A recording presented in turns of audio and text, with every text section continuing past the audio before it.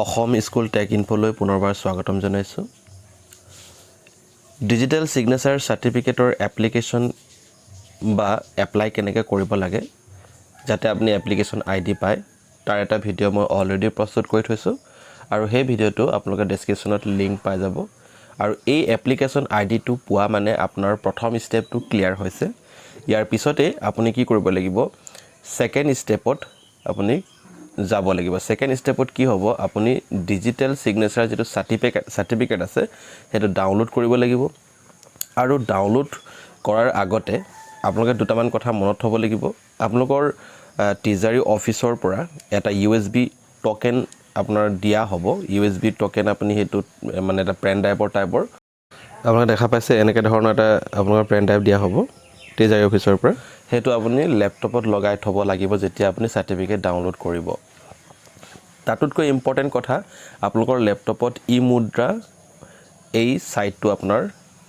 এপটো কি হ'ব লাগিব ইনষ্টল হৈ থাকিব লাগিব বা এই সফটওয়্যাৰটো আপোনালোকৰ কম্পিউটাৰত ইনষ্টল দি থব লাগিব আৰু এই কামখিনি কৰাৰ পিছত আপুনি কি কৰিব লাগিব সাৰ্টিফিকেট যেটা ডাউনলোড কৰিব আপুনি এই লিংকটোত গৈ ক্লিক কৰিব লাগিব ক্লিক কৰাৰ পিছত আপুনি ডাউনলোড প্ৰসেসটো মই দেখুৱাই দিয়া নাই কাৰণ মই ভিডিওটো মোবাইলৰ জৰিয়তে কৰিছো গতিকে আপুনি ল্যাপটপত যেতিয়া emudhra মানে সাৰ্চ কৰিব ক্ৰোমত গৈ সাৰ্চ যদি কৰে emudhra তেতিয়া আপুনি অটোমেটিক পাই যাব আৰু তাত গৈ আপুনি এটা প্ৰথমতে ইনষ্টল কৰি ল'ব ইনষ্টল কৰাৰ পাছত আপোনাৰ প্ৰথম এনেকুৱা ধৰণৰ ইন্টাৰফেস এটা পাব আৰু এই ইন্টাৰফেসটোত প্ৰথমতে আপুনি এপ্লিকেশন আইডিটো যেটো অলৰেডি আপোনাৰ জেনাৰেট হৈ আছে হেতু আপুনি দিব লাগিব আৰু ইয়াত আপোনাৰ চালান যেটো কোড হে কোডটো এন্ট্ৰি কৰি আপুনি প্ৰসিড কৰিব লাগিব প্ৰসিড ঠিক আছে প্ৰসিড কৰাৰ পিছত আপোনালোকৰ আগত এনেকা ধৰণৰ ইন্টাৰফেসটো হৈ যাব ইয়াৰ পাছত আপোনালোকে এনেকা ধৰণৰ এটা ইন্টাৰফেস পাব ইয়াত গৈ আপুনি এটো সিলেক্ট কৰি ল'ব সিলেক্ট কৰাৰ পাছত ইয়াতে আপুনি এটা অপচন দেখা পাইছে yes or no গতিকে আপুনি yes টো ক্লিক কৰি ইয়াত আপোনালোকে সিলেক্ট টোকেন টাইপ পাব আপুনি এটো ক্লিক কৰি ল'ব আপোনাৰ যেটো HYP2003 যেটো দিয়া আছে আৰু তাৰে যেটো পাসপোৰ্ট হে পাসপোৰ্টটো দি আপুনি এগ্ৰি ডাউনলোডত ক্লিক কৰিব ক্লিক কৰাৰ পাছত আপোনালোকৰ এনেকৈ এখন সাৰ্টিফিকেট ডাউনলোড হৈ যাব আৰু মনত হ'ব এটো সাৰ্টিফিকেট ডাউনলোড কেৱল এবাৰে হ'ব আৰু আপুনি এটা ভাল জায়গাত আপুনি এই সাৰ্টিফিকেটটো ডাউনলোড কৰি থৈ দিব থোৱাৰ পিছত আপুনি আকৌ এনেকা ধৰণৰ ইন্টাৰফেস পাব সেই ইন্টাৰফেসত আকৌ এপ্লিকেশন আইডি আৰু আপোনাৰ যেটো চালান যেটো কোড আছে হেতু দিয়াৰ পিছত আকৌ প্ৰসিড কৰিব প্ৰসিড কৰাৰ পাছত ইয়াতে আপোনালোকৰ এটা অপচন দেখা পাইছে সাৰ্টিফিকেট পাসপোৰ্ট আপোনালোকৰ যেটো সাৰ্টিফিকেটৰ যেটো পাসপোৰ্ট আছে হে পাসপোৰ্টটো ইয়াত দিব লাগিব আৰু সাৰ্টিফিকেট পাসপোৰ্ট আপুনি কনফাৰ্ম কৰি yes কৰিব আৰু তাৰ পিছত আপুনি কি কৰিব এগ্ৰি এণ্ড ডাউনলোড অপচনত ক্লিক কৰিব এইখিনি কৰাৰ পিছত ইয়াতে আপুনি ডাউনলোড কৰাৰ এটা অপচনটো পাই যাব ডাউনলোড সাৰ্টিফিকেট যেতিয়া ওলাব আপুনি ডাউনলোড কৰি সেই ফাইলটো থৈ দিব তাৰে পিছত আপুনি কি কৰিব লাগিব আপোনাৰ যেটো হাইপাৰ কি যেটো দিয়া হৈছে টোকেন হাইপাৰ কি টোকেন গতিকে আপুনি সেই হাইপাৰ কি টোকেনটো আপুনি উলিয়াই ল'ব আৰু তাতে গৈ প্ৰথমতে লগইন হ'ব লগইনৰ আপোনাৰ পাসপোৰ্ট দি পিনে আপুনি লগইন হৈ ল'ব লগইন হোৱাৰ পিছত ইয়াত আপোনাৰ ইউজাৰ পিনটো দিব পিনটো দি পিনে ওকে কৰিব ওকে কৰাৰ পিছত আকৌ আপুনি কি কৰিব লাগিব ইম্পোৰ্ট কৰিব লাগিব আপুনি যেটো সাৰ্টিফিকেট ডাউনলোড কৰিছে সেই সাৰ্টিফিকেটটো আপুনি ইম্পোৰ্ট কৰিব লাগিব সাৰ্টিফিকেটটো ইম্পোৰ্ট কৰাৰ পিছত আপুনি তাত পাসপোৰ্ট আৰু পাসপোৰ্টটো দিয়াৰ পিছত আপুনি ওকে ক্লিক কৰিব ওকে ক্লিক কৰাৰ লগে লগে আপুনি আপোনাৰ যেটো সাৰ্টিফিকেট আছিল সেই সাৰ্টিফিকেটটো যেতিয়া আপুনি সাৰ্টিফিকেটটো আপলোড কৰি দিব বা ইম্পোৰ্ট কৰি দিব কোড কৰিব হাইপাৰ কি যেটো আপোনাৰ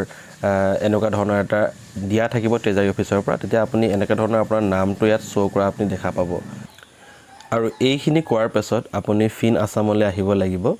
ফিন আসামত অহাৰ পিছত আপুনি ফিন আসামত লগইন হ'ব লাগিব প্ৰথমতে সো লগইন হোৱা আৰু যেতিয়া আপুনি লগইন হ'ব তেতিয়া মনত হ'ব যে আপোনালোকৰ ল্যাপটপত এই যেটো পেন ড্ৰাইভটো এই পেন ড্ৰাইভটো আপোনালোকৰ ল্যাপটপত যাতে ইনষ্টল বা লগাই থোৱা থাকে আৰু যেতিয়া আপুনি এইখিনি কাম কৰিব তেতিয়া আপুনি অন্য কোনো পেন ড্ৰাইভ কিন্তু লগাই নথব ঠিক আছে আৰু নেক্সট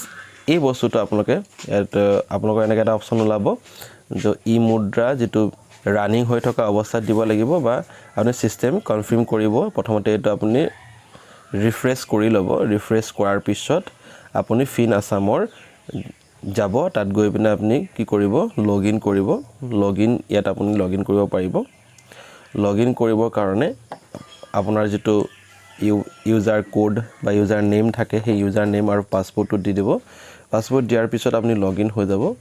লগইন হোৱাৰ পিছত আপোনালোকৰ এই কৰ্নাৰত এনেকা ধৰণে এটা কি ওলাব ডিজিটেল সিগনেচাৰ বুলি এটা অপচন ওলাব গতিকে সেই ডিজিটেল সিগনেচাৰ অপচনত আপুনি ক্লিক কৰি ল'ব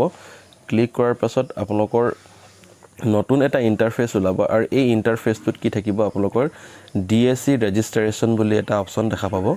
এই DSC ৰেজিষ্ট্ৰেচনত আপুনি ইয়াত গৈ পিনে সিলেক্ট কৰি ল'ব যিখিনি আপোনাৰ সিলেক্ট কৰা থাকিব পাৰে তাৰ পিছতে আপুনি এনেকা ধৰণৰ এটা ইন্টাৰফেস দেখা পাব এই ইন্টাৰফেসটোত আপুনি আপোনাৰ যেটো পান কোড ইয়াত আপোনাৰ যেটো পান কাৰ্ড যেটো নাম্বাৰ হে পান কাৰ্ড নাম্বাৰটো ইয়াত দিব লাগিব আৰু আপোনাৰ যেটো টোকেন যেটো পাসপোৰ্ট হে টোকেন পাসপোৰ্টত আপুনি এন্ট্ৰি কৰি এই ৰেজিষ্টাৰ বাটনত ক্লিক কৰিব লাগিব ৰেজিষ্টাৰ বাটনত ক্লিক কৰাৰ পিছত আপোনাৰ এনেকা ধৰণৰ এটা ইন্টাৰফেস আহিব আৰু এইটো হয়তো আপোনালোকৰ বহু সময় লাগিব পাৰে ইয়াত এটা অপচন আছে হেতু কি হ'ব লাগিব অথেন্টিকেট বুলি এটা অপচন আছে অথেন্টিকেট এটো হ'ব লাগিব আপুনি যেটো সাৰ্টিফিকেট আপলোড কৰিছে যেটো সিগনেচাৰ আপুনি প্ৰসেসিং কৰি আছে লিংক কৰিবলে তো তাতে কি কৰিব লাগিব এটো অথেন্টিকেট এটো হ'ব লাগিব কিছুমান হয়তো টাইম লাগিব পাৰে লিখাই আছে 30 পৰা 40 মিনিটৰ ভিতৰত লাগিব পাৰে হয়তো কিছুমান অলপ বেছিও লাগিব পাৰে হেতু আপোনালোকে যেতিয়া অথেন্টিকেট হৈ যাব অথেন্টিকেট হোৱাৰ পাছত ইয়াৰ পাছত আপোনালোকে এটা ইম্পৰ্টেন্ট কাম এটা আছে হেতু আপুনি হয়তো কৰিব পাৰে চেঞ্জ টোকেন পাসপোৰ্ট আপোনাৰ টোকেন পাসপোৰ্টটো আপুনি চেঞ্জ কৰি ল'ব পাৰে চেঞ্জ কৰাৰ পিছত আপুনি কি কৰিব লাগিব তাৰ পাছত ইয়াতে আপুনি ডি ৰেজিষ্টাৰত আপুনি কি কৰিব আপোনাৰ পান কাৰ্ড নাম্বাৰটো ইয়াত ভৰাব পান কাৰ্ড নাম্বাৰটো ভৰোৱাৰ পাছত আপুনি ইয়াত অপচন আপোনালোক ওলাই থাকিব হেতু আপুনি ইয়াত ক্লিক কৰিব যিকোনো এটা আপুনি ক্লিক কৰিব পাৰে ক্লিক কৰাৰ পাছত আপুনি ডি ৰেজিষ্টাৰ যেটো বাটন আছে তাত আপুনি ক্লিক কৰি দিব ক্লিক কৰাৰ পাছত আপোনালোকৰ কামটো প্ৰায় সম্পূৰ্ণ হৈ যাব আৰু ইয়াৰ পিছতে আপুনি কি কৰিব পাৰিব আপোনালোকৰ বিল জেনাৰেট কৰিব পাৰিব বিল জেনাৰেট কৰিবৰ কাৰণে আপোনালোকে হয়তো বহুতে জানে যিসকলে বিলৰ কাম কৰি আছে তো ইয়াতে আপোনালোকৰ বিল জেনাৰেট কৰাৰ পিছত আপুনি ইয়াত ক্লিক কৰিব ইয়াত ক্লিক কৰাৰ পাছত আপুনি তললৈ আহিব